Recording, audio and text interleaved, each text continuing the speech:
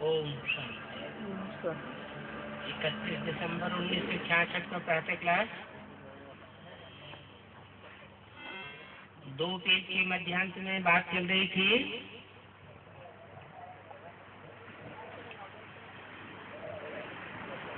आजकल तो सब लड़ाई सीखते हैं। थोड़े समय के बाद तुम देखेंगे छोटे छोटे बच्चों को भी हथियार मिलेंगे और सबको छुरी आज मारना सिखावेंगे, क्योंकि ये सीखने में कोई टाइम थोड़ा ही लगता है।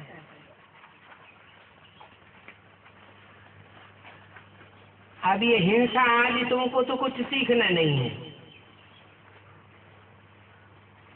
तुमको हिंसा करनी ही नहीं है। फिर भी अपने बचाव के लिए बाप को याद करते रहो। क्या हमारा रक्षा कवच कौन सा होगा? दुनिया हिंसक बनेगी, आक्रामक बनेगी, मारामारी करेगी, लेकिन हमको कोई प्रकार की हिंसा नहीं करनी है।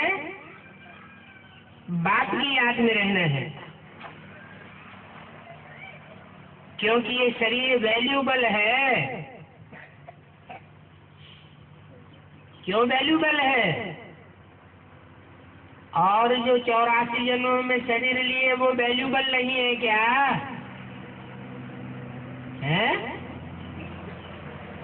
और सतयुग में जो जन्म लिए वो तो देवताओं के जन्म थे, वो वैल्यूबल नहीं है क्या? त्रेता में क्षत्रिय घराने में जन्म लिए वो भी तो वैल्यूबल थे। चलो द्वापर में वैश्य बन गए, कलयुग में शूद्र बन गए, वैल्यू खत्म हो गई। अभी वैल्यूबल शरीर क्यों है? ये तो अंतिम जन्म है, क्योंकि यही शरीर गाया हुआ है शास्त्रों में। नर तन, मनुष्य तन, शास्त्रों में लिखा है 84 लाख योनियों में भटकने के बाद एक जन्म मनुष्य जन्म का मिलता है।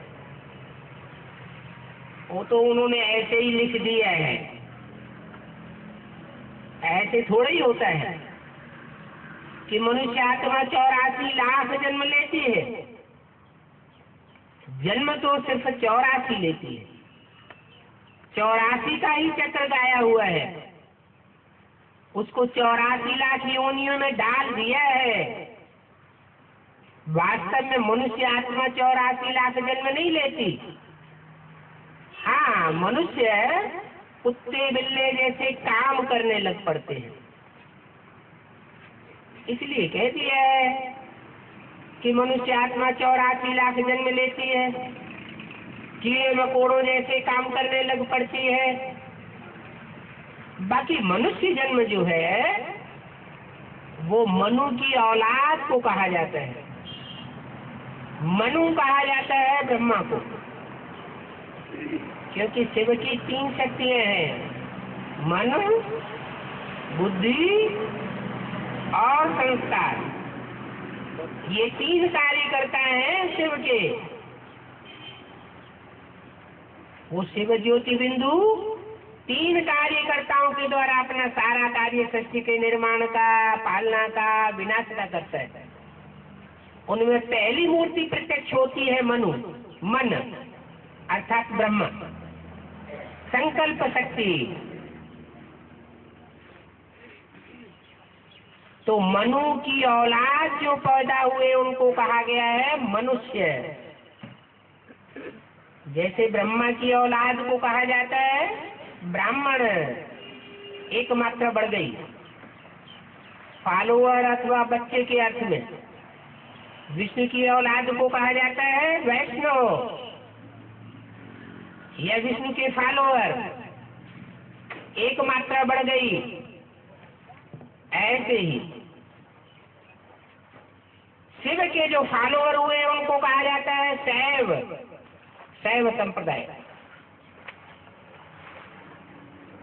ऐसे ही मनु की औलाद मनुष्य कहे गए। मनु ब्रह्मा को कहा जाता है। ब्रह्मा ही संकल्प शक्ति है शिव की। कहते हैं ब्रह्मा के संकल्प से सृष्टि रची गई, तो अभी वो सृष्टि रची जा रही है। इसलिए ये फाउंडेशन की बेला है। जैसे मकान का फाउंडेशन डाला जाता है तो ध्यान दिया जाता है कि वो पक्का रहे। मजबूत फाउंडेशन जितना होगा मकान का, उतनी ही उसके ऊपर कई मंजिल की बिल्डिंग खड़ी की जा सकती है। ये मनुष्य जीवन की बिल्डिंग कितने जन्मों की है? 84 जन्मों की। 84 मंजिल है इसमें। आत्मा एक शरीर छोड़ दूसरे, तीसरे, चौथे 84 जन्म लेती है।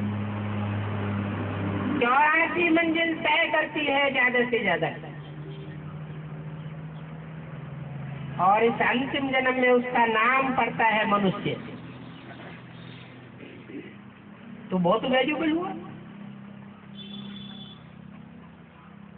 अगर मकान की नींव हिल जाए या कच्ची रह जाए तो मकान धराशायी हो जाएगा। ऐसे ही ये 84 जन्मों की फाउंडेशन बेला है। हर युग के हर जन्म में भगवान इस धरती पर नहीं आता। ये तो शास्त्रों में मनुष्यों ने लिख दिया है। मनुष्यों की बुद्धि तो विकारी होती है। विकारी बुद्धि से जो कुछ भी लिखेंगे उससे अपना भी नुकसान करते आए और मनुष्य सृष्टि का भी नुकसान हुआ। अभी भगवान बाप आकर के बताते हैं कि मैं सच्ची बात बताता हूं। तुम्हारे अनेक जन्मों की हिस्ट्री मैं आकर के बताता हूं। कोई कागज या बोर्ड पर लिख करके नहीं बताऊंगा एक एक की। ऐसा ज्ञान का तौर और तरीका बता देता हूं जो तुम अपने अनेक जन्मों की हिस्ट्री को जान सकते हो और अपने बाप के भी अनेक जन्मों की हिस्ट्री को जान सकते हो। क्योंकि तुम हो आत्मा प्लस शरीर। आत्मा शरीर के साथ जीवात्मा के रूप में मनुष्य हो, और जो भी सृष्टि पर मनुष्य मात्र आज है 500-700 करोड़, उन सब का बाप है एक, जिसे कहा जाता है प्रजापिता। 500-700 करोड़ की जो भी प्रजा इस सृष्टि पर है वो सब का बाप है। इसलिए क्रिश्चियन लोग उसको एडम कहते हैं, आदि पुरुष को। मुसलमान लोग उसको आदम कहते हैं। जैनी लोग उसको आदिनाथ कहते हैं, और हिंदुओं में उसे आदिदेव कहा जाता है। तुम आदिदेव है, पुरुष है, पुराण है। तो वो आदि पुरुष उसमें आकर के परमात्मा शिव प्रवेश करते हैं और बताते हैं, बच्चे अभी ये तुम्हारा मनुष्य जन्म बहुत वैल्यूबल है,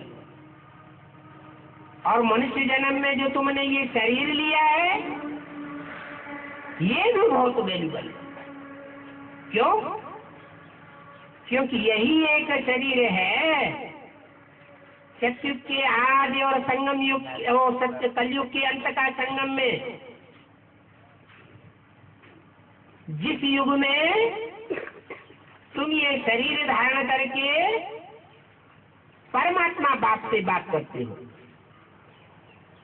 परमात्मा बाप से दृष्टि लेते हो, परमात्मा बाप से खेल खेलते हो, तुम संग खाऊं, तुम संग खेलूं, तुम संग बैठूं, तुम संग श्वासों श्वास साथ निभाऊं। बाप आया हुआ है इस दुख की सृष्टि में। जब इस दुखों की इंतहा हो जाती है, अशांति की इंतहा हो जाती है, तो बाप आकर के इस सृष्टि से हमको ले जाते हैं, अपने घर शांति धाम ले जाते हैं। लेकिन ऐसे नहीं सोचना है कि हम ये शरीर छोड़ दें और शांति धाम चले जाए। तो बजाय शांति धाम जाने के क्या होगा, और ही जन्म जन्मांतर भूत प्रेत बनते रहेंगे। भूत प्रेत वो आत्माएं बनती है जो अपने शरीर की हत्या करती है अथवा दूसरे के शरीर की हत्या करती है, हिंसक बनती है। बाप तो अहिंसक युद्ध कराने आया है। ये पढ़ाई पढ़ाता है और पढ़ाई के बाद ऐसी लड़ाई सिखाता है जिस लड़ाई में कोई हिंसा नहीं होती, कोई प्रकार का खून खराबा नहीं। वो महात्माएं होते हैं, वो भी नहीं सिखाते कि खून खराबा करो, हिंसा करो। फिर भी मनुष्य गुरुओं ने शास्त्रों में लिख दिया है कि भगवान राम ने बाण चलाए और बाणों से रावण को बींध डाला, कुंभकर्ण की हिंसा कर दी, मेघनाथ की हिंसा करवाई दी, राक्षसों का विनाश कराई दिया। वास्तव में इन बातों का सही अर्थ बाप आकर के बताते हैं कि ये तो ज्ञान बाण है जो सदा से वे सृष्टि पर आकर के कलयुग के अंत में हम बच्चों को देते हैं। इन ज्ञान बाणों से हम कोई भी मनुष्य आत्मा के आसुरीपन को नष्ट कर सकते हैं। मनुष्य की बुद्धि में जब सच्चाई बैठती है तो झूठ उड़ जाता है। सच्चाई नहीं बैठी होगी तो झूठ कैसे उड़ेगा। झूठ खंड की आज की दुनिया है और भगवान जो दुनिया बना करके जाता है वो है सत्य खंड। उसका नाम है सत्ययुग। काय का युग? सत्य का युग। वो खुद भी सत्य है। अंग्रेज लोग कहते भी है गॉड इज द ट्रुथ, भगवान सत्य है। सत्य को ही भगवान कहा जाता है। नहीं तो वास्तव में वो अति सूक्ष्म ज्योति बिंदु है जो इन आंखों से देखा भी नहीं जाता, हाथ से उसे पकड़ भी नहीं सकते, बुद्धि से सिर्फ याद कर सकते हैं उस सूक्ष्म ज्योति बिंदु को। वो हम ज्योति बिंदु आत्माओं का बाप है। जो हम ज्योति बिंदु आत्माएं भ्रकुटी के मध्य में सितारा के मिसल बैठी हुई, जिनकी यादगार में टीका लगाया जाता है। टीका मना स्मृति में टिकने की निशानी कि हम आत्मा हैं। माताएं बिंदी लगाती हैं, मस्तक में क्यों लगाती? भ्रकुटी के बीच में, क्योंकि भ्रकुटी के बीच में आत्मा निवास करती है। तो आत्माओं का बाप हमको अब आत्मा बनाने के लिए आया है। भले मनुष्य तन हमने लिया है, ये बहुत वैल्यूबल तन है, फिर भी ये बात बताता है क्या कि ये देह को भूल जाओ। भले बहुत वैल्यूबल है, फिर भी क्या करो? भूल जाओ। इस तन को, इस वैल्यूबल तन को जबरदस्ती खत्म मत कर दो कि परेशान होकर के हम ये शरीर ही छोड़ देंगे। नहीं, इसकी वैल्यू तो बहुत है, लेकिन बुद्धि से इसे भूलना है। देह को भी भूलना है और देह के संबंधों को भी भूलना है। क्या याद करना है? हम हैं आत्मा और जो भी संबंधी है वो सब है आत्मा। तो आत्मा आत्मा सब भाई भाई है। कोई प्रकार का मोह नहीं पैदा होगा। दूसरे को आत्मा समझेंगे तो क्रोध पैदा नहीं होगा। नहीं तो क्या होता है, मैं पहलवान हूं, इसने मेरे को लात कैसे मार दी, मैं इसकी अभी हाल बुरी बनाता हूं। तो ये देह का अहंकार है वो क्रोध भी जाता है। इस देह के अहंकार से ही 5 विकार पैदा होते हैं। काम, क्रोध, लोभ, मोह, अहंकार, ये 5 विकार इस देह के अंदर भरे हुए हैं। फिर भी कहते हैं ये तुम्हारी देह बहुत वैल्यूबल है। क्यों? क्योंकि इसी देह के द्वारा, इस जीव के द्वारा तुम भगवान का इतना श्रेष्ठ ज्ञान लेते हो कि नर से नारायण जैसे बन जाते हो, नारी से लक्ष्मी जैसे बन जाते हो। तो वैल्यूबल तन हुआ ना। और किसी जन्म में ये चांस नहीं मिलता। ये तो शास्त्रों में ऐसी ही बातें लिख दी हैं कि सतयुग में हिरण्याकश्यप को मारने के लिए नरसिंह के रूप में आया, त्रेता में राम के रूप में आया। अरे सतयुग में तो है ही सत्य का युग, वहां मारामारी की तो बात ही नहीं हो सकती। जो असत्य की दुनिया है, झूठ की दुनिया है, वहां मारामारी चलती। त्रेता में तो राम राज्य का गायन है। कहते हैं राम राज्य में सब सुखी थे,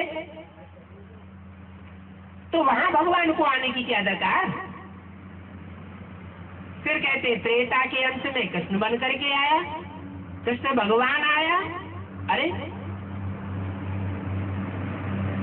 त्रेता के अंत में आया होता या द्वापर के अंत में आया होता कृष्ण भगवान बन करके, तो क्या पापी कलयुग की स्थापना करके जाएगा? भगवान तो पापी दुनिया का खलासा करने के लिए आता है, पाप की दुनिया स्थापन करने के लिए नहीं आता है। तो ये भी बात झूठी है। क्या कि द्वापर के अंत में भगवान कृष्ण ने आकर के महाभारत युद्ध कराया और पाप की दुनिया कलयुग स्थापन कर दिया? नहीं। कोई भी बाप अपने बच्चों के लिए तब ही मकान बनाता है जब पुराना मकान टूट फूट जाता है। ये भी सृष्टि रूपी मकान है। इस सृष्टि रूपी मकान को बनाने के लिए बाप आया हुआ है। ये मनुष्य सृष्टि रूपी मकान है। जैसे और मकान के, दुकान के या मनुष्य के या दुनिया की कोई भी चीज के 4 आयाम होते हैं, सतो प्रधान, सतो सामान्य, रजो और तमो। जैसे मनुष्य है, शैशवावस्था में सतो प्रधान है, कोई विकार नहीं होता, विकृति होती नहीं नाम मात्र को भी। फिर किशोरावस्था आती है, वहां भी कोई विकार का इतना ज्यादा नहीं होता है नशा। फिर जवानी आती है, तीसरी अवस्था, वो है रजो प्रधान स्थिति। उसमें काम, क्रोध, लोभ, मोह, अहंकार सब उदित हो जाते हैं और बढ़ते ही जाते हैं। और लास्ट में आती है वानप्रस्थ अवस्था, तमो प्रधान स्टेज। बूढ़ा मनुष्य हो जाता है, इंद्रियां काम भी नहीं करती, सुख भोगना चाहता है लेकिन इंद्रियों से सुख भी नहीं भोग सकता। ऐसी जब स्थिति हो जाती है तो कहते हैं वृद्धावस्था। ऐसे ही दुनिया की हर चीज 4 आयाम से गुजरती है। तो ये दुनिया भी ये सृष्टि भी 4 अवस्थाओं से गुजरती है। सतयुग में 16 कला संपूर्ण होती है, मनुष्य भी 16 कला संपूर्ण होते हैं, त्रेता में 14 कला होती है, द्वापर में 8 कला और कलयुग में 4 कला से कम होती होती कला ही। अभी सारी सृष्टि के मनुष्य सब कलाहीन हो गए, सब दुखदायी हो गए। कोई नहीं छाती ठोक करके कह सकता कि हम किसी को मन से, वचन से, कर्म से किसी को दुख नहीं देते। सब एक दूसरे को काटते रहते हैं। जब ऐसी दुनिया की हालत हो जाती है तब बाप आकर के सुख की सृष्टि रचते हैं। तो बताते हैं ये सृष्टि जो सुख की रचनी है और तुम बच्चों को नर से नारायण जैसा, नारी से लक्ष्मी जैसा देवता बनना है, उसके लिए इस शरीर की बहुत वैल्यू है। खास करके इस शरीर के द्वारा तुम बाप के बच्चे बनते हो। और कोई जन्म में ऐसा जन्म नहीं होगा, ऐसा शरीर नहीं मिलेगा जब तुम डायरेक्ट शिव बाप के बच्चे बनो।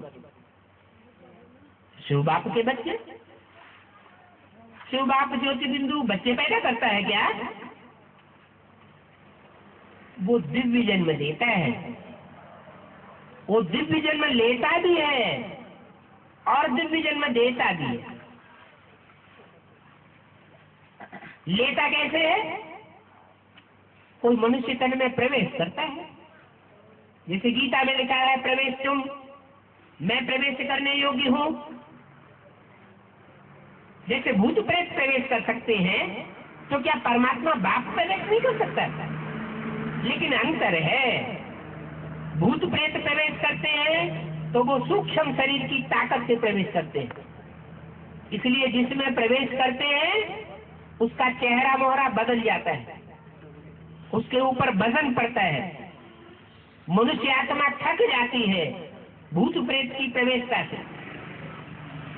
और परमात्मा शिव को सूक्ष्म शरीर का पावर नहीं होती, वो तो सिर्फ ज्योति बिंदु है, हल्का फुल्का।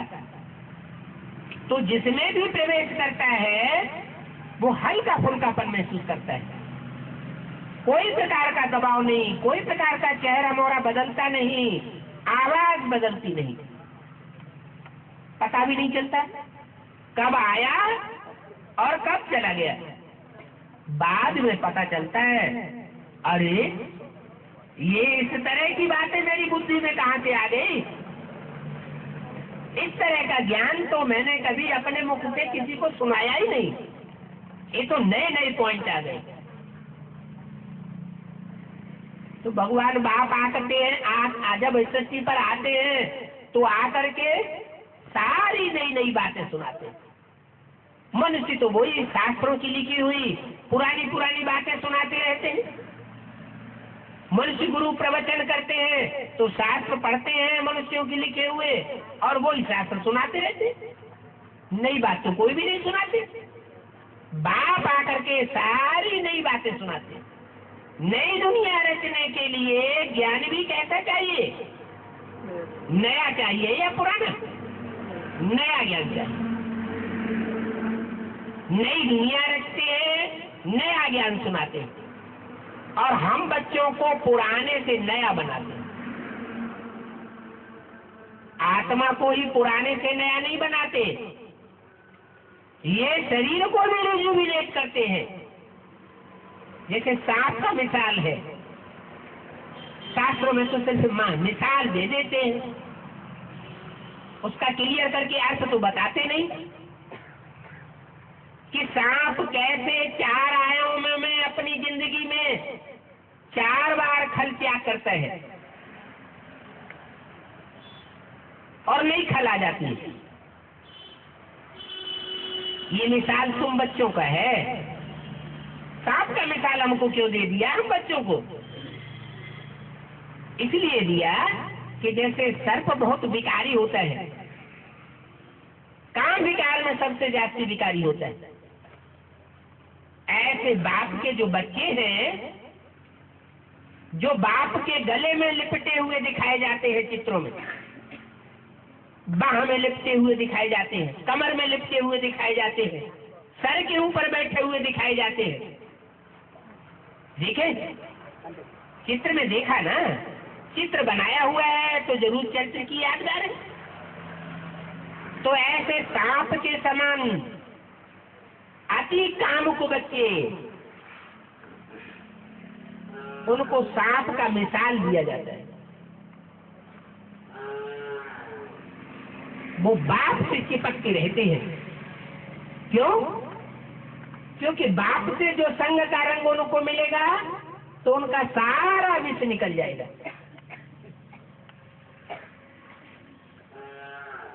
बाप तो आता ही है, शंकर में प्रवेश करके, इसलिए शिव शंकर भोलानाथ कहा जाता है। कहते हैं शंकर ने विष पिया, तो विषय विकारों का जो विष पीना है वो इस अंतिम जन्म की बात है। अंतिम जन्म में हम सब विषयी विकारी बन जाते हैं। उन विषयी विकारियों को बाप आकर के निर्विष बनाते हैं।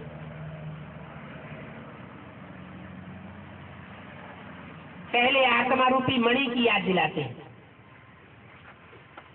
कि तुम आत्मा हो, तुम देह नहीं हो।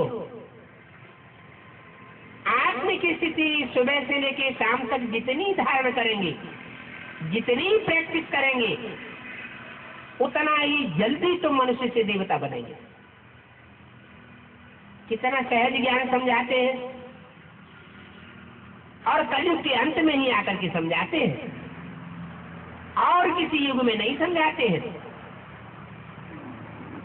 तो ये मनुष्य तन की बहुत वैल्यू है। अच्छा, ये तो हमारा मनुष्य तन है, मनुष्य है। इससे पहले के जन्मों में जो 62-63 जन्म हुए, उनमें हम क्या थे? मनुष्य नहीं थे क्या? है? मनुष्य कहा जाता है मनन चिंतन मंथन करने वाले को। जिसको मन है वो मनुष्य है, और मन का उपयोग करता है। मन का उपयोग न करे, मनन चिंतन मंथन न करे, ऐसे ही जानवरों की तरह कोई काम वासना आए और काम वासना भोग ले, क्रोध आए और आक्रमण कर दे, जैसे जानवर करते हैं। तो मनुष्य में और जानवर में क्या फर्क है? मनुष्य मन का उपयोग करे तो मनुष्य, और मन का उपयोग न करे तो मनुष्य नहीं, वो जानवर है। जानवर से भी बदतर मनुष्य जब बिगड़ता है तो राक्षस बन जाता है, और मनुष्य जब सुधरता है तो देवता बन जाता है। मनुष्यों की ही बात है। देवता कैसे बनता है? भगवान बाप जब आते हैं, आत्मा परमात्मा का परिचय देते हैं, तो परमात्मा बाप की याद से हम मनुष्य से देवता बन जाते हैं। और राक्षस कैसे बनते हैं? बाप की याद से, बाप के संग के रंग से हम मनुष्य से देवता बनते हैं। बंदर से मंदिर लायक बनते हैं। तो लिख दिया शास्त्रों में, राम ने बंदरों की सेना ली। अरे रावण को मनुष्य मिल गए लड़ाई लड़ने के लिए, और राम को बंदर मिले। ये तो बात है शास्त्रों में जो बताई है, उनका सही अर्थ बाप आकर के बताते हैं। बंदरों की सेना नहीं ली, लेकिन बंदर जैसे मनुष्यों की सेना ली, जो बंदर जैसे विकारी होते हैं। अति के विकारी, अति के क्रोधी, लोभी, मोही, अहंकारी, उनको आकर के मैं बंदर लायक बनाता हूं।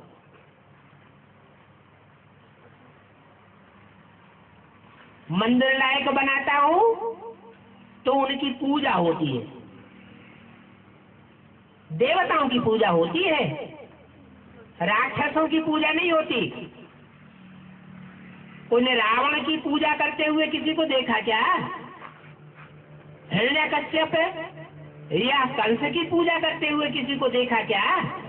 उनके मंदिर नहीं बनाए जाते। पूजा देवताओं की होती है, क्योंकि देवताओं ने बाप की श्रीमत पर चल करके पवित्रता को धारण किया, पवित्र बने, अपवित्रता को त्यागा, बाप का संग का रंग लिया और दुनिया का संग त्यागा। इसलिए कहते हैं मेरा तो एक शिव बाबा, दूसरा न कोई। मन बुद्धि में भी दूसरों की याद न आए, बाटा से दूसरों का कीर्तन न हो, दूसरों की महिमा न हो। कर्म भी जो भी करें वो सारे बाप के लिए करें, स्वार्थ के लिए न करें, देह और देह के संबंधियों के लिए न करें। अगर करें भी तो ये समझ करके करें कि ये बाप के बच्चे हैं, हम आत्मा आत्मा भाई भाई हैं, और आत्मिक रूप में जो बच्चे बने हुए हैं उनकी हम सेवा कर रहे हैं। बाकी कैसे जाने कि कौन आत्मिक रूप में टिके हुए हैं और कौन आत्मिक रूप में नहीं टिके हुए हैं? 500 करोड़ की 700 करोड़ की दुनिया, पता कैसे चले इनमें राक्षस संप्रदाय कौन है और दैवी संप्रदाय कौन है, आत्मा कौन है और देह अहंकारी कौन है? तो बाप तो कहते हैं मैं तो आत्माओं को आकर के पढ़ाता हूं, आत्माओं से बात करता हूं, देह अभिमानियों से बात ही नहीं करता, देह अहंकारियों से मैं कोई कनेक्शन नहीं रखता। अच्छा, तो जब आत्मा को पढ़ाते हैं तो पता कैसे चले? बाप कहते हैं बाप के संबंध के आधार पर तुम अपने संबंध रखो। बाप का जिन बच्चों से कनेक्शन है उनसे तुम अपना कनेक्शन रखो। बाकी संदेश तो सबको देना है। संदेश देना ये हर बच्चे का फर्ज है, चाहे कोई भी हो, चाहे कैसा भी हो, बाप के आने का संदेश सबको देना है। क्योंकि बाप आया हुआ है पतितों को पावन बनाने के लिए। वो पतित पावन बाप ही बताते हैं कि ये सारी मनुष्य सृष्टि पतित हो चुकी है, इस पतित दुनिया में एक भी पावन नहीं, सब पतित है, सब पतित भ्रष्टाचारी है, भ्रष्ट इंद्रियों का आचरण करने वाले हैं। अब मैं आकर के शेष इंद्रियों से आचरण करने वाला देवता बनाता हूं। शेष इंद्रियां हैं नाक, आंख, कान, जो ज्ञान इंद्रियां कही जाती हैं। इन ज्ञान इंद्रियों से तुम सत्युग में आचरण करते थे और शेष इंद्रियों की औलाद पैदा होती थी, उसकी एज बहुत लंबी होती थी और सारा जीवन सुखी सुख होता था।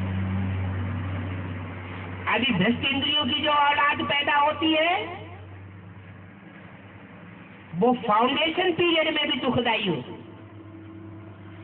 माँ को भी दुख होता है, बाप को भी अशक्ति अनुभव होती है और बच्चा भी रोता हुआ पैदा होता है। 9 महीने जब गर्भ में बच्चा पलता है तो त्राय त्राय करता है बाहर निकलने के लिए।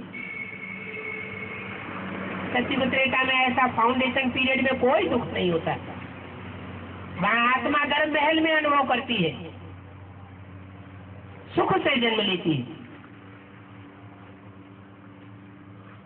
सुख से बीज डाला जाता है। इसलिए सत्युग त्रेता की 2 युगों की सृष्टि मैं स्थापन करता हूं और द्वापर कलयुग की राक्षसी सृष्टि है। ये राक्षसी सृष्टि मैं स्थापन नहीं करता हूँ। ये दूसरे धर्मों के जो धर्म पिताएं आते हैं, इब्राहिम, बुद्ध, क्राइस्ट, गुरु नानक वगैरह, ये आकर के ऐसा द्वैत फैलाते हैं देवताई मत में कि दो दो बातें हो जाती हैं, दो दो मतें हो जाते हैं, दो दो धर्म हो जाते हैं, दो दो राज्य स्थापन हो जाते हैं।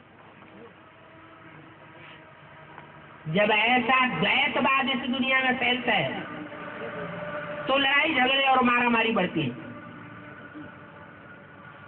अगर एक ही मत हो, दुनिया में एक ही धर्म हो, दुनिया में एक ही राज्य हो, एक ही वंश हो, एक ही कुल हो, एक ही राजा हो, तो लड़ाई झगड़े मारामारी का सवाल ही पैदा नहीं होता। तो द्वैतवादी दुनिया मैं स्थापन नहीं करता हूं। तो कौन स्थापन करता है? संगम युग में ही तो हर बात का फाउंडेशन पड़ता है, नई दुनिया का भी फाउंडेशन पड़ता है। बाप आकर नई दुनिया की स्थापना करते हैं, फिर कलयुगी दुनिया, द्वापर युगी दुनिया, द्वैतवादी दुनिया कहां से आ जाती है? हम बच्चे ही इसका फाउंडेशन डालते हैं। भगवान बाप आते हैं तो श्रीमत देते हैं, माने श्रेष्ठ मत देते हैं, श्रेष्ठ से श्रेष्ठ देवता बनने का ज्ञान देते हैं। और हम क्या करते हैं? हम अपनी मनमत उसमें गुजर देते हैं। श्रीमत में मनमत मिक्स कर देते हैं और संगी साथी मनुष्यों की मत उसमें मिक्स कर देते हैं।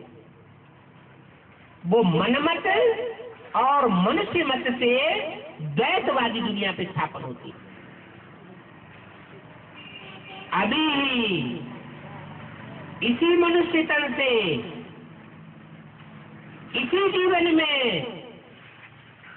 जबकि भगवान बाप आया हुआ है, हम अपने लिए स्वर्ग भी रचते हैं और अपने लिए नरक भी रचते हैं। अभी स्वर्ग की भी शूटिंग हो रही है और नरक की भी शूटिंग हो रही है। 84 जन्मों की शूटिंग अभी हो रही है। ये सृष्टि रूपी एक ड्रामा है, ड्रामा की भी रिहर्सल की जाती है। ये भी एक फिल्म है बड़ी से बड़ी, 4 सीन की, सतयुग, त्रेता, द्वापर, कलयुग।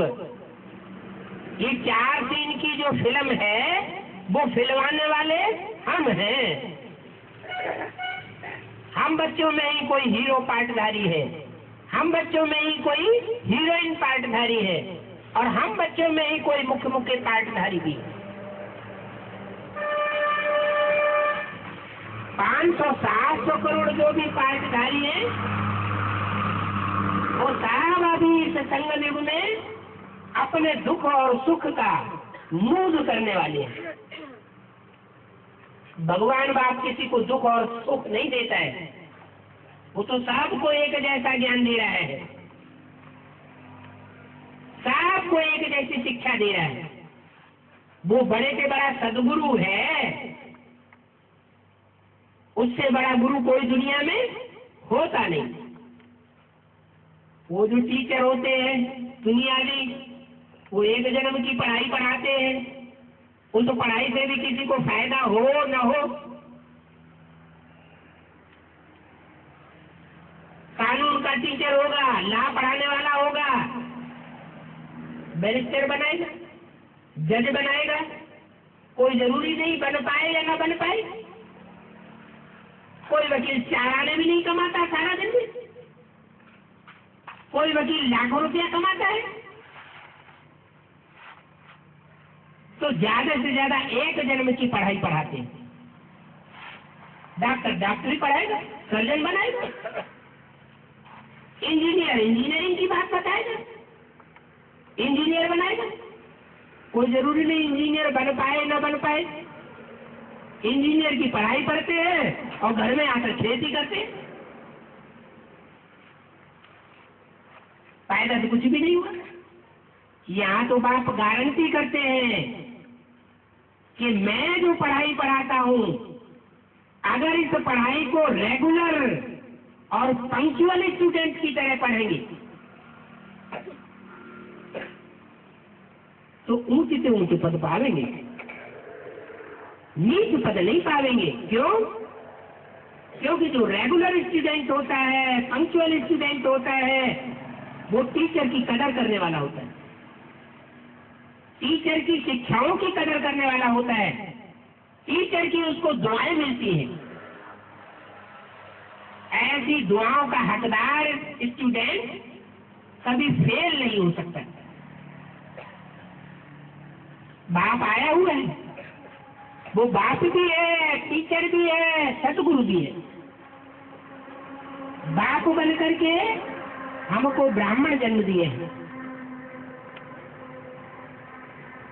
हमें आत्मा का ज्ञान दिया है, क्योंकि वो आत्माओं का ज्ञान बाप है।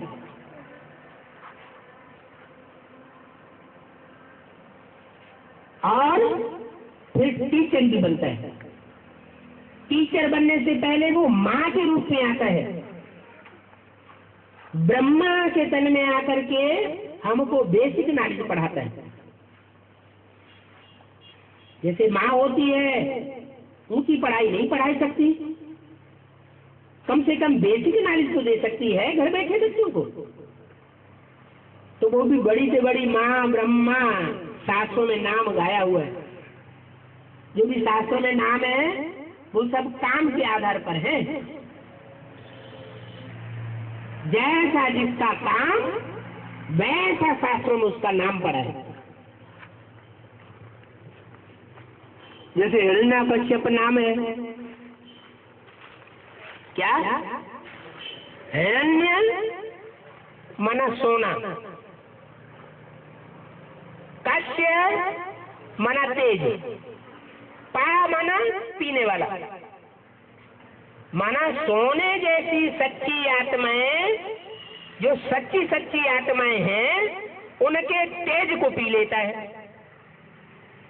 क्या संगम की ही बातें हैं। कोई हिरण्यकश्यप भी बन रहे हैं। जो सोने जैसी सच्ची सच्ची आत्माएं हैं, भोले वाले बच्चे हैं बाप के, उनको ठगता है, उनका तेज पी लेता है। तेज कौन सा है? तेज है प्योरिटी। तो जो प्योरिटी के तेज को पी लेता है, मन बुद्धि जो निर्विकारी है उनको विकारी बना देता है। तो वो हुआ हिरण्यकश्यप। ऐसे हिरण्यकश्यप ब्राह्मणों की दुनिया में बहुत पैदा हुए पड़े। बाप आया हुआ है शिवालय बनाने के लिए, और उन्होंने ठान लिया कि हम वैश्यालय ही बना करके रखेंगे, हम शिवालय बनने नहीं देंगे। बाप कहते हैं सीधे होकर के बैठो बच्चे, तुम्हारा बाप आया हुआ है। बाप भी है, टीचर भी है, और फिर सतगुरु भी है। टीचर के रूप में वो एक एक बात के हिज्जे करके बताता है, एक एक शब्द के हिज्जे करके बताता है कि इस बात का ये अर्थ है, अच्छी तरह से समझ लो। बाद में ये नहीं कहना कि हमको समझ में नहीं आया। तो बताता है कि मैं बाप भी हूँ, मैं तुम्हारी माँ भी हूँ। शास्त्रों में तुम गाते आए हो, तुमेव माता च पिता तुमेव, तुमेव बंधु च सखा तुमेव। तुम हर संबंध मेरे साथ जोड़ते आए हो ना। तो मुख्य संबंध ये है, बाप बन करके मैं तुम्हें जन्म देता हूँ। ब्राह्मण जन्म तुमको मिलता है, ब्रह्मा के बच्चे बनते हो। माता बन करके तुमको ज्ञान का दूध देता हूँ। गीता माता तुम्हारे सामने साक्षात प्रत्यक्ष हो जाती है। गीता ज्ञान और गीता ज्ञान गीता माता के रूप में जो आता है, उस गीता की गोदी में पलने से भी जब पूरा काम नहीं होता तो मैं टीचर बन करके भी काम करता हूँ। टीचर बन करके जब काम करता हूँ तो तुम्हारी बुद्धि को हिलाता हूँ, मनन चिंतन मंथन योगी बनाता हूँ, एक एक शब्द की गहराई में ले जाता हूँ। सागर की गहराइयों में तुम बच्चे स्नान करते हो तो तुम्हें फकुर आना चाहिए कि हम छोटे छोटे गड्ढे गणेशियों, छोटी मोटी नदियों में स्नान क्यों करें। उन नदियों में स्नान करने से कोई हम पावर नहीं बन सकते। वो भगत लोग तो जड़ नदियों में स्नान करते आए। अरे जड़ नदियों में स्नान करने से जड़ शरीर शुद्ध होगा या आत्मा शुद्ध हो जाएगी? जड़ शरीर का ही तो मैल ठीक हो, अच्छा हो निकलेगा। आत्मा का मैल निकालने के लिए ज्ञान जल चाहिए, वो भी ज्ञान जल की नदियों से तुम पवित्र नहीं बनते हो, ज्ञान सरोवरों से तुम पवित्र नहीं बनते हो। उनसे तो अच्छा नदियों का जल है जो बहता तो रहता है। सरोवर का जल, तालाब का जल, वो तो एक जगह ठहर के रहता है, उसमें तो गंदगी पैदा हो जाती है। लेकिन इन छोटे छोटे गड्ढे गड़ीचियों नदियों नालों में तुम्हें स्नान करने की क्या जरूरत है, जब तुमको डायरेक्ट ज्ञान सागर बाप मिला हुआ है।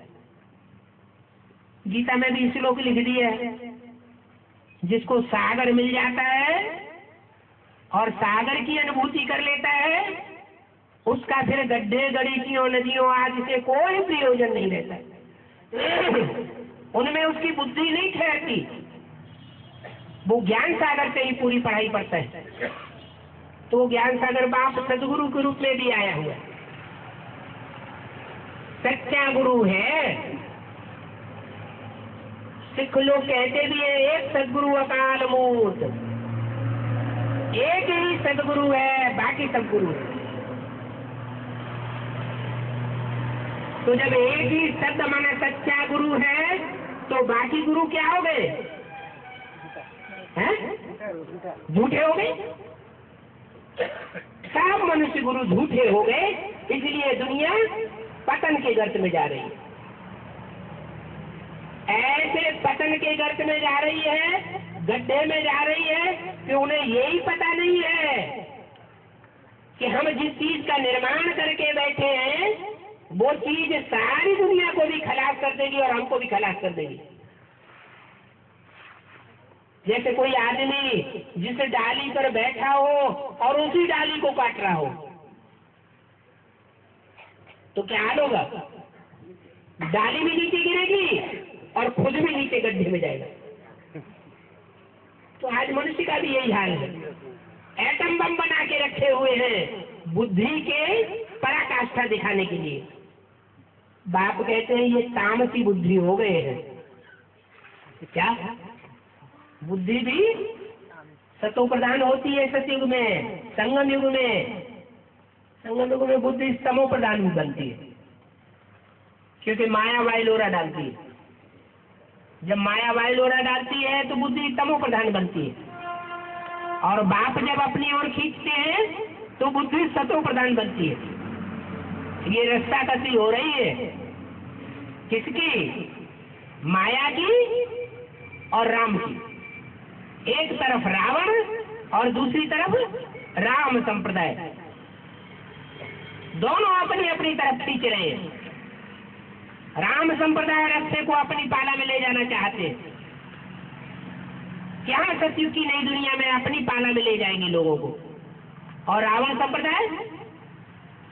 संप्रदाय उस रस्सी को खींच करके कहता है कि हम तो इस दुनिया से जाने वाले नहीं है, हमें तो रावण की दुनिया में ही ले जाना है, रुलाने वालों की दुनिया में ले जाना है। रावण का नाम ही है रावण, रुलाने वाला। बाप है हंसाने वाला, रावण है रुलाने वाला। क्योंकि रावण को अनेक सिर हैं। अनेक सिर माने अनेक मते। जब राम रावण की लड़ाई दिखाते हैं रामलीला में, तो राम को एक सर दिखाते हैं और रावण को अनेक सर दिखाते हैं। क्या मतलब हुआ कि रावण अनेक मतें देता है और बाप एक मत देता है। जैसे कोई दुकान होती है, अच्छा दुकानदार होगा तो कहेगा एकदम,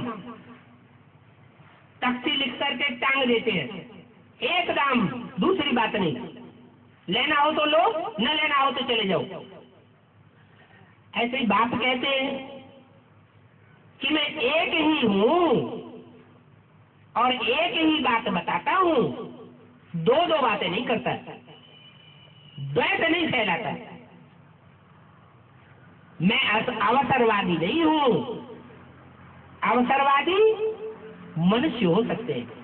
जैसे आज के नेताएं हैं, आज एक पार्टी में है, कल देखते हैं दूसरी पार्टी विजयी हो रही है तो दूसरी पार्टी में खिसक जाते हैं।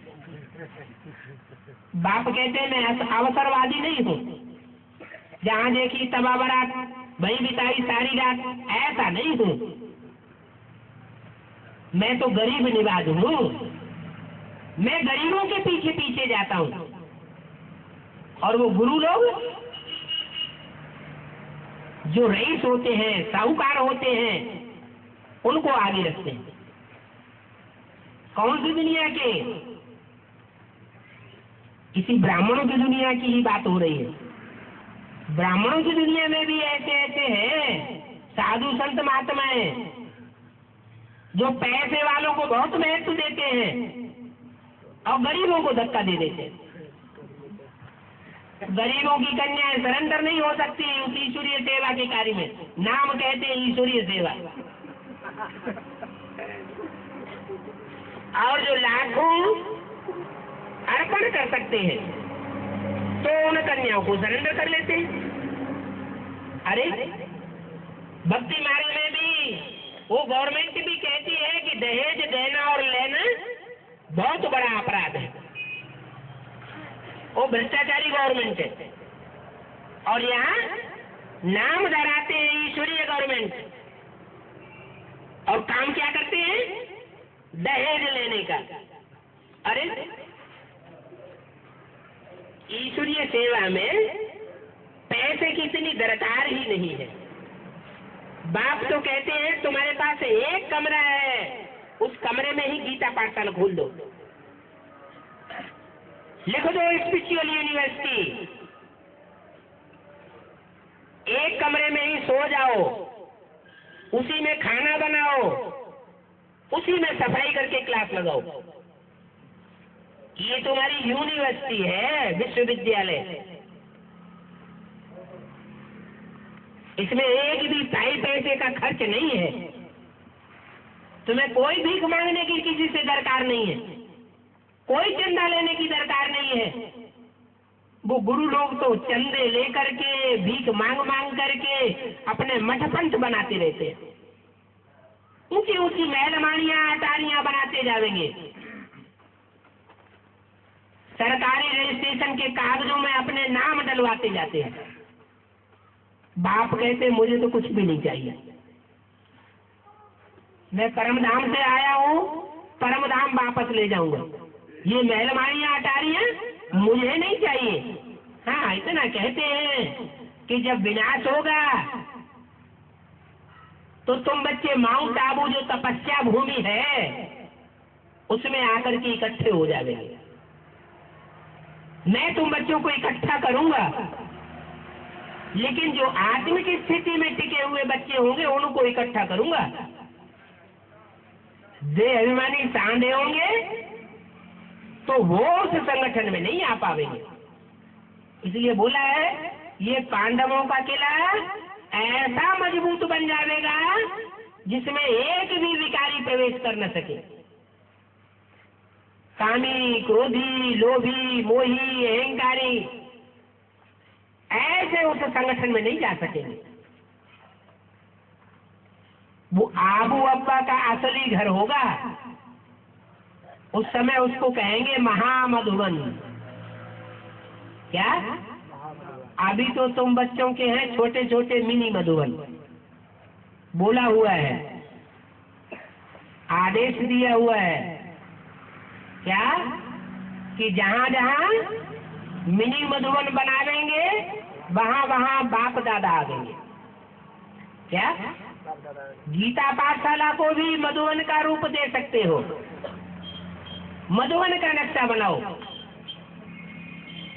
जैसे मिनी मधुवन में बाप ने नक्शे बना दिए कि ऐसे ऐसे रहना है, ऐसे ऐसे खाना है, ऐसे ऐसे चलना है, ऐसा ही नक्शा बनाओ। तो मिनी मधुवन का नक्शा बनावेंगे तो बाप दादा जरूर आवेंगे। लेकिन ये तो छोटे छोटे स्थान हैं, ये सिर्फ सेवा के लिए है, सदा काल के लिए नहीं। आखिरी जब सृष्टि का विनाश होगा तो मधुवन वालों को मधुवन छोड़ना पड़ेगा, गीता पाठशाला वालों को गीता पाठशाला छोड़नी पड़ेगी, ज्ञान सरोवर वालों को ज्ञान सरोवर छोड़ना पड़ेगा। जो मेरे सच्चे बच्चे होंगे वो मेरे पास आकर के रहेंगे। मैं अपने सब बच्चों को ले जाऊंगा। कौन से बच्चों को? आत्माभिमानी बच्चों, क्योंकि परम धाम में आत्मा ही जाती है बाप के साथ। सब आत्माओं को ले जाऊंगा। कितनी आत्माएं होंगी? ऐसी आत्मिक स्थिति में टिकी हुई आत्माएं कितनी होंगी? 4.5 लाख। 4.5 लाख बच्चों का एक ही घर होगा। इतना बड़ा परिवार प्रैक्टिकल में दुनिया में और कोई होता नहीं।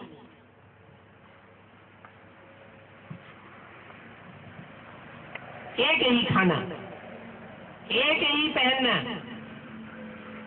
एक ही बाप, एक ही माँ। शांति धाम का नजारा इस सृष्टि पर साकार में देखेंगे। इसलिए मुरली में बोला है, तुम बच्चे परम धाम को भी इस सृष्टि पर उतार लेंगे।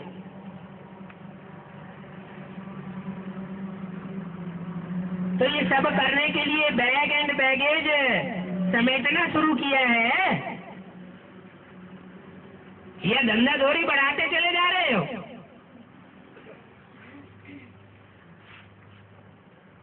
बाप ने तो बता दिया है, सब धंधों में है नुकसान, सिवाय एक ईश्वरीय धंधे के। अब ऐसा समय आने वाला है, अभी भी ये समय चल रहा है, सब कल कारखाने बंद होते चले जा रहे हैं। कोई धंधा सरकार पनपने नहीं दे रही है। आखिरी सब खलास हो जाएंगे। एक ही धंधा संसार में पनपेगा, ईश्वरीय धंधा। लेकिन जो इस धंधे में एक्सपर्ट होंगे वो आसमान में 9 लाख सितारों की तरह दुनिया में चमकेंगे।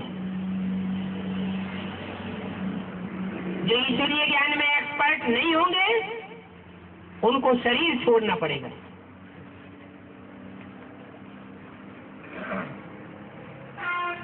सितारे की तरह ऊंची स्टेज में नहीं चमक सकेंगे।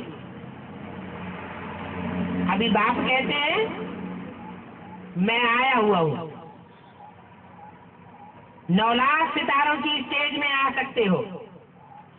उससे भी ऊंची अच्छी पढ़ाई पढ़ो तो 4.5 लाख जन्म देने वाले जन्मदाताओं की बुद्धि स्टेज में आ सकते हो, जो राधा कृष्ण जैसे श्रेष्ठ बच्चों को जन्म देने वाले होंगे। और उससे अच्छी पढ़ाई पढ़ो तो जो रुद्र यज्ञ रचे जाते हैं उनमें लाख लाख शालिग्राम बनाए जाते हैं, जिनकी पूजा होती है शिव के साथ। ऐसे लाख श्रेष्ठ शालिग्रामों की लिस्ट में आ सकते हो। और भी अच्छी पढ़ाई करो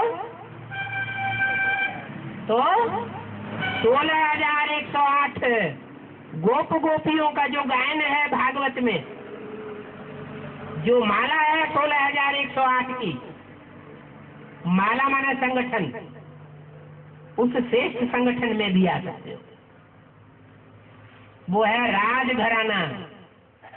जन्म जन्मांतर राजघराने में जन्म लेने वाले बच्चे हैं।